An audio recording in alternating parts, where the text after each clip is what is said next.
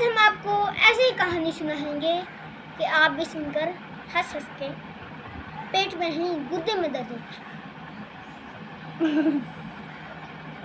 ایک بہری لڑکی کو ایک گونگے لڑکے سے پیار ہو گیا۔ لڑکی جب بھی گاتی لڑکا بھاگ کے چلا۔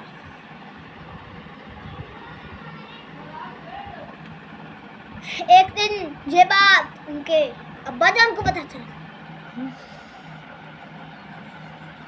اور لڑکی کا باپ بیچارہ دونوں ٹانگوں سے معذور تھا۔ اس نے اسکوٹر نکالا، کک ماری، گھوڑے پہ بیٹھا اور گاڑی پہ روانہ ہو گیا۔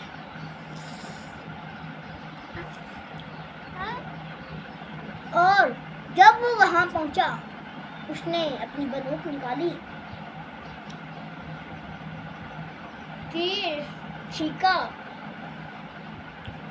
تیر چھوڑ دیا اور چھرا جا کے سیدھا لڑکے کے پیٹ میں